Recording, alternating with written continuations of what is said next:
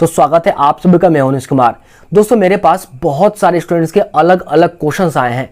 उन सभी क्वेश्चंस में जो कॉमन क्वेश्चंस थे उसको मैंने सेलेक्ट किया है, जो कि आप सभी स्टूडेंट्स को जानना बेहद जरूरी है। उसके बारे में मैं आप सभी को डिटेल बताने वाला हूं। तो चलिए शुरू करते हैं। शुरू करने से पहले आप सभी को बता दूं फ्रेंड्स, इस चैनल को अगर आप सभी ने सब्सक्राइब नहीं किया है तो सब्सक्राइब कर ले। यहाँ पे आप सभी को प्रत्येक स्टेट्स के काउंसलिंग के बारे में अपडेट्स मिलता रहेगा। तो चलिए शुरू करते हैं फ्रेंड। तो सबसे ज्यादा स्टूडेंट्स ने जो क्वेश्चंस पूछे हैं कि भैया बताने के लिए ऑल इंडिया 15% का जो रजिस्ट्रेशन स्टार्ट होने वाला है, अभी स्टार्ट हुआ नहीं है, जल्दी ही स्टार्ट होगा, तो बताने के लिए कि क्या हमें रजिस्ट्रेशन करना चाहिए या नहीं करना चाहिए, क्योंकि कुछ स्टूडेंट्स का मार्क्स कम है, किसी के ज्यादा है, तो कंफ्यूज है। तो मैं आप सभी को एक रफली आइडिया देने वाला हूं प्रत्येक कैटेगरी का, कि अगर इसके अराउंड आपका मार्क्स है तो आप रजिस्ट्रेशन कर सकते हैं, या इससे 10-15 मार्क्स भी कम है या ज्यादा है तो आप रजिस्ट्रेशन कर सकते हैं। मैं एक रफली आइडिया देने वाला हूं ताकि आप सभी का कंफ्यूजन दूर हो जाए। तो चलिए शुरू करते हैं। एक एक कैटेगरी के बारे में आप सभी को बताता हूं। अगर आप जनरल और ओबीसी कैटेगरी से बिलोंग करते हैं तो अगर आपका मार्क्स 540 के अबव आया है तो आप ऑल इंडिया 15% में रजिस्ट्रेशन करा सकते हैं। मैं स्टेट कोटा का बात नहीं कर रहा हूं, ध्यान से सुनिएगा। स्टेट कोटा का बात नहीं कर रहा हूं, मैं ऑल इंडिया 15% के लिए बात कर रहा हूं। इसके लिए आप रजिस्ट्रेशन कर सकते हैं। अगर आप एससी कैटेगरी से बिलोंग करते हैं, शेड्यूल कास्ट, तो अगर आपका मार्क्स 400 से अबव है, 400 से अबव है, तो आप रजिस्ट्रेशन कर सकते हैं।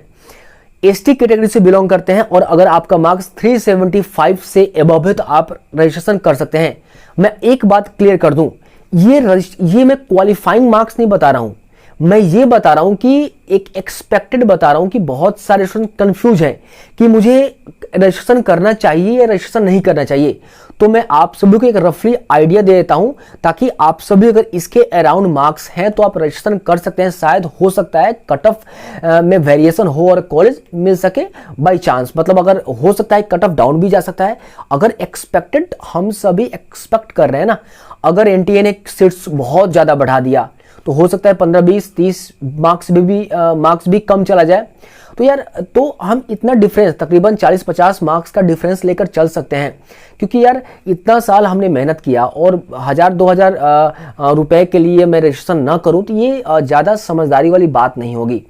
तो अगर इसके अराउंड मार्क्स आपका है तो आप रजिस्ट्रेशन कर सकते हैं। अगर इनफैक्ट आपका 10-15 मार्क्स भी कम है और अगर आप चाहते हैं रजिस्ट्रेशन करके काउंसलिंग करने के लिए, तो आप ट्राई कर सकते हैं। मैं तो सजेस्ट यही दूंगा आप सभी को। अगर आप सभी एससी पीडब्ल्यूडी कैटेगरी से बिलोंग करते हैं तो 100 मार्क्स एंड अबव, 100 से अबव मार्क्स से तो रजिस्ट्रेशन कर सकते हैं पीडब्ल्यूडी। अगर आप एनआरआई हैं तो 125 प्लस मार्क्स हैं तो आप रजिस्ट्रेशन कर सकते हैं।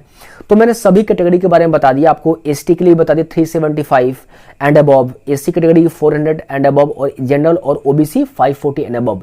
तो इसके अराउंड 10-15 मार्क्स कम या ज्यादा है तो आप रजिस्ट्रेशन कर सकते हैं। आप काउंसलिंग में ट्राई कर सकते हैं। हो सकता है कि कट ऑफ में वेरिएशन ज्यादा हो, क्योंकि अगर एनटीए अगर सीट्स में इंक्रीजमेंट ज्यादा कर देती है तो कट ऑफ डेफिनेटली हो सकता है कि 25-30 मार्क्स भी डाउन चला जाए। यार कुछ भी कहना मुश्किल है, क्योंकि हम सभी जो बता रहे एक्सपेक्टेड बता रहे हैं।